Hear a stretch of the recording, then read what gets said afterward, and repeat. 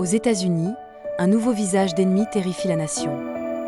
En plus de manger, boire et dormir, ils ont la capacité de faire d'autres choses terroristes. Pendant la journée, ils peuvent même détruire des avions de chasse F-16 et détruire des tombes dans le cimetière pendant la nuit. Ce cauchemar aimerait être appelé le but sauvage, il est devenu une obsession pour toute l'Amérique. Rejoignez-nous pour découvrir pourquoi à travers la vidéo d'aujourd'hui.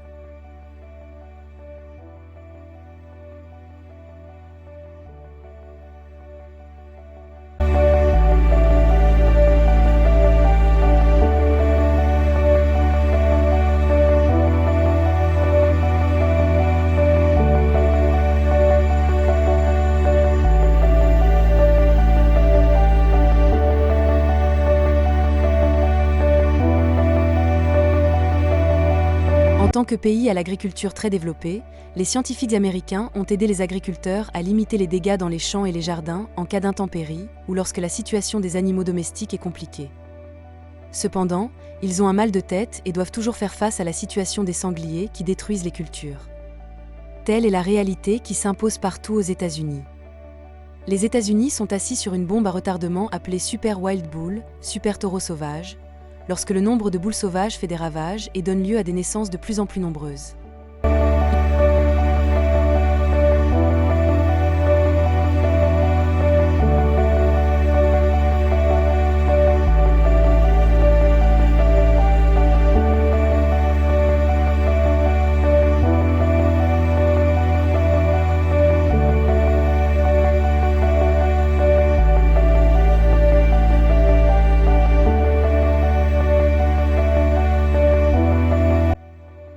Il y a environ 9 millions de bâles sauvages aux États-Unis.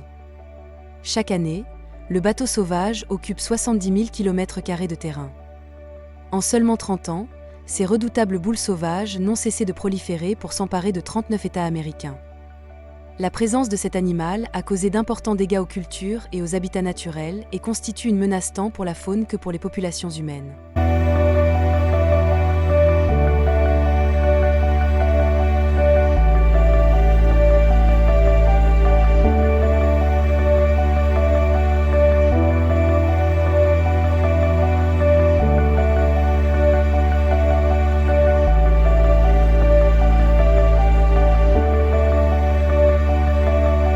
Il semble que ce ne soit qu'une question de temps avant qu'elles n'envahissent le territoire thaïlandais des États-Unis.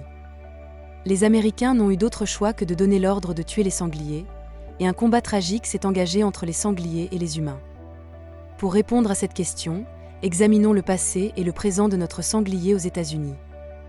Le sanglier américain appartient à sa région. Pourquoi le sanglier se reproduit-il ? Christophe Colomb a apporté pour la première fois 8 cochons domestiques dans les Caraïbes en 1493. Pour répondre aux besoins alimentaires. Puis l'explorateur espagnol Hernando de Soto a fait venir 13 cochons domestiques et des sangliers en Floride en 1539. Depuis, des porcs domestiques et des sangliers ont été introduits aux États-Unis à partir de 1890. D'après le bateau, plus d'érosion, tandis que beaux et sangliers précipités ont été achetés aux États-Unis à des fins de chasse.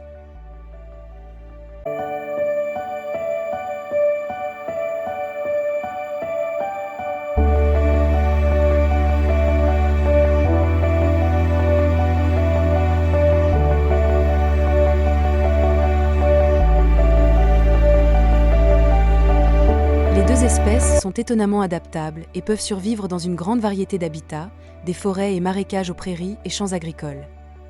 Ils sont très intelligents et ont un odorat très fin, ce qui leur permet de localiser facilement les sources de nourriture.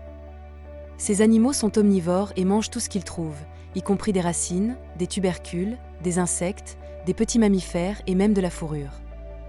L'un des problèmes les plus importants liés au sanglier est son impact sur l'environnement. Ces animaux sont très destructeurs et peuvent causer des dégâts considérables aux cultures, aux zones humides et à d'autres habitats naturels. Ils concurrencent également les espèces sauvages indigènes pour la nourriture et l'habitat, ce qui peut entraîner le déclin des populations d'autres espèces.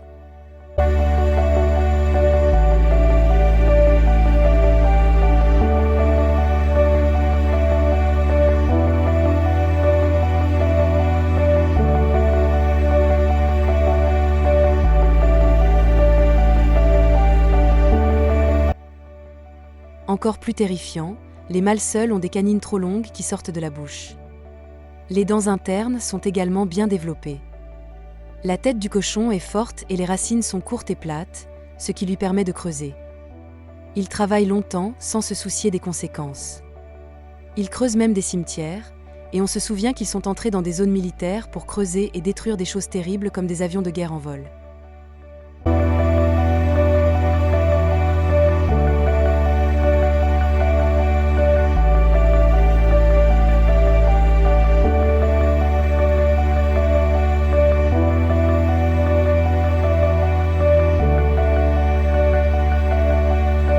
Plus précisément, en 1988, un sanglier géant s'est promené sur la piste d'atterrissage de la Floride et a frôlé un avion de chasse F-16 en train d'atterrir. En conséquence, l'avion de chasse américain, d'une valeur de 16 millions de dollars, a subi l'agression des animaux et a plongé directement dans les bois avoisinants. Il s'agit peut-être du premier cas dans l'histoire où un avion de chasse a été tué par un cochon. On sait que ces sangliers sont porteurs d'au moins 30 agents pathogènes et de cette parasite, qui peuvent même constituer un danger direct pour la vie humaine.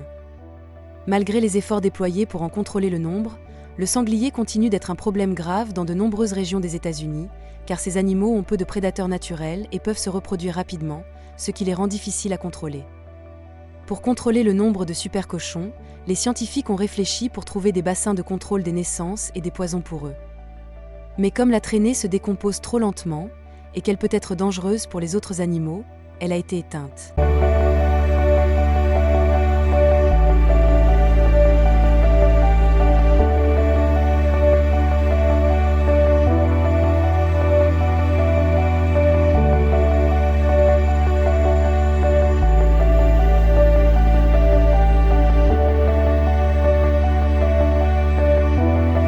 Juste avant sa mise en pratique, la chasse et le piégeage sont considérés comme les méthodes les plus courantes utilisées pour gérer les populations de taureaux sauvages. Mais ces efforts sont souvent insuffisants pour contrôler les effectifs.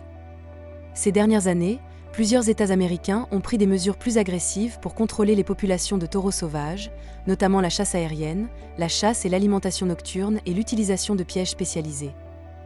C'est ce qu'ont constaté des chercheurs du ministère américain de l'Agriculture en se basant sur une étude de la population porcine entre 1990 et 2012. Si le taux actuel continue d'augmenter dans les 30 à 50 prochaines années, l'ensemble des États-Unis pourrait être envahi par les sangliers. La question est de savoir quelles mesures efficaces le puissant américain prendra pour faire face à ces dangers tout en veillant à ce qu'ils ne deviennent pas une obsession dans tout le pays. La vidéo d'aujourd'hui touche à sa fin. Comment vous sentez-vous ? N'hésitez pas à venir nous le dire.